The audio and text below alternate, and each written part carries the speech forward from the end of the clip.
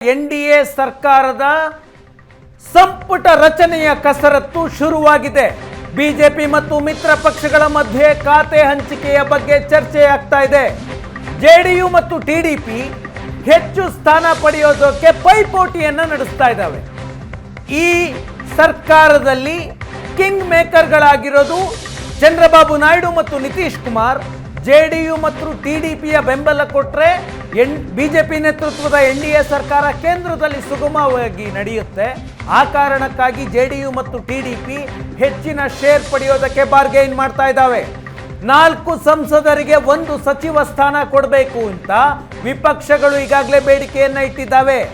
16 ಸಂಸದರನ್ನ TDP ಹೊಂದಿದೆ, 12 ಸಂಸದರನ್ನ JDU ಹೊಂದಿದೆ.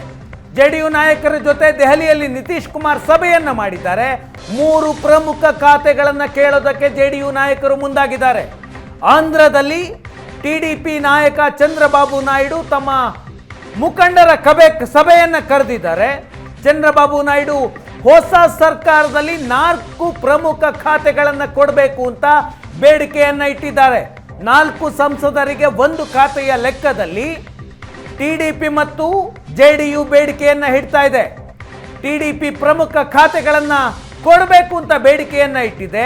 ಶಿವಸೇನೆಯ ಶಿಂದೆ ಬಣ ಮಹಾರಾಷ್ಟ್ರದಿಂದ 2 ಪ್ರಮುಖ ಖಾತೆಗಳಿಗೆ ಬೇಡಿಕೆಯನ್ನ ಇಟ್ಟಿದೆ. ಜೆಡಿಯು 3 ಕ್ಯಾಬಿನೆಟ್ ಖಾತೆ ಬೇಕು ಅಂತ ಬೇಡಿಕೆಯನ್ನ ಇಟ್ಟಿದ್ರೆ ಬಿಹಾರಕ್ಕೆ ವಿಶೇಷ ಸ್ಥಾನಮಾನವನ್ನು ಕೊಡಬೇಕು ಅಂತ ಜೆಡಿಯುನ ನಾಯಕರು ಬೇಡಿಕೆಯನ್ನ ಮುಂದಿಡ್ತಾ ಇದ್ದಾರೆ. ಶಿಂಧೆ ಸೇನಾಯಿಂದ 1 ಕ್ಯಾಬಿನೆಟ್ ಖಾತೆ, 2 ರಾಜ್ಯ ಖಾತೆಯನ್ನು ಕೊಡಿ ಅಂತ.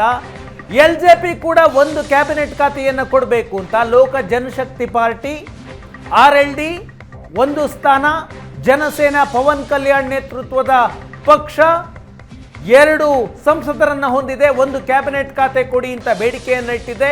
ಇನ್ನು ಉಳಿದಂತೆ ಎಲ್ಲ ಪಕ್ಷಗಳು ಕೂಡ 1 ಸ್ಥಾನವನ್ನು ಕೊಡಿ ಅಂತ ಬೇಡಿಕೆಯನ್ನು ಇಟ್ಟಿದ್ದಾರೆ. ಎಚ್.ಡಿ. ಕುಮಾರಸ್ವಾಮಿ ನರೇಂದ್ರ ಮೋದಿ ನೇತೃತ್ವದ ಎನ್ಡಿಎ ಸರ್ಕಾರದಲ್ಲಿ ಮಂತ್ರಿಯಾಗುವಂತಹ ಸಾಧ್ಯತೆ ಇದೆ. ಜೆಡಿಎಸ್ 2 ಸ್ಥಾನವನ್ನು ಗೆದ್ದಿದೆ. ಕುಮಾರಸ್ವಾಮಿ ಮಂತ್ರಿಯಾಗೋದು ಬಹುತೇಕ ಖಚಿತ ಅನ್ನುವಂತಹ ವಾತಾವರಣ ಇದೆ. 2 ಸ್ಥಾನ ಗೆದ್ದಿರುವಂತಹ ಜೆಡಿಎಸ್ಗೆ 1 ಸಚಿವ ಸ್ಥಾನ ನೀಡೋದಕ್ಕೆ ಈಗಾಗಲೇ ನಿರ್ಧಾರ ಆಗಿದೆ ಎನ್ನುವ ಮಾಹಿತಿ ಬರ್ತಾ ಇದೆ. ಎಚ್.ಡಿ. ಕುಮಾರಸ್ವಾಮಿ ಕೇಂದ್ರ ಸಚಿವರಾಗೋದು ಬಹುತೇಕ ಖಚಿತ ಅನ್ನುವ ಮಾಹಿತಿ ಬರ್ತಾ ಇದೆ. ಕರ್ನಾಟಕದಿಂದ ಎಚ್.ಡಿ. ಕುಮಾರಸ್ವಾಮಿ ಕೇಂದ್ರ ಸಚಿವರಾಗಲಿದ್ದಾರೆ. ಕೃಷಿ ಖಾತೆಗೆ ಕುಮಾರಸ್ವಾಮಿ ಒತ್ತಾಯವನ್ನ ಮಾಡ್ತಾ ಇದ್ದಾರೆ ಅನ್ನುವ ಮಾಹಿತಿಗಳು ಬರ್ತಾ ಇದೆ. ರೈತರಿಗೆ ಅನುಕೂಲ ಮಾಡುವ ವಿಷಯಕ್ಕೆ ಸಂಬಂಧಪಟ್ಟಂತೆ ಕುಮಾರಸ್ವಾಮಿ ಯಾವಾಗಲೂ ಮಾತನಾಡ್ತಾ ಇದ್ದಾರೆ. ಹಾಗಾಗಿ ಆ ಖಾತೆಯನ್ನ ಕುಮಾರಸ್ವಾಮಿ ಕೇಳ್ತಾ ಇದ್ದಾರೆ ಅನ್ನುವ ಮಾಹಿತಿ ಇದೆ. ಒಂದು ಪುಟ್ಟ ಬ್ರೇಕ್ ತೆಗೆದುಕೊಳ್ತೀನಿ. ಬ್ರೇಕ್ನ ನಂತರ ಲೀಡರ್ ಆಫ್ ಅಪೋಸಿಷನ್ ವಿಪಕ್ಷ ನಾಯಕ ಯಾರಾಗ್ತಾರೆ ಆ ಬಗ್ಗೆ ಸುದ್ದಿ ಇದೆ, ಹೇಳ್ತೀನಿ.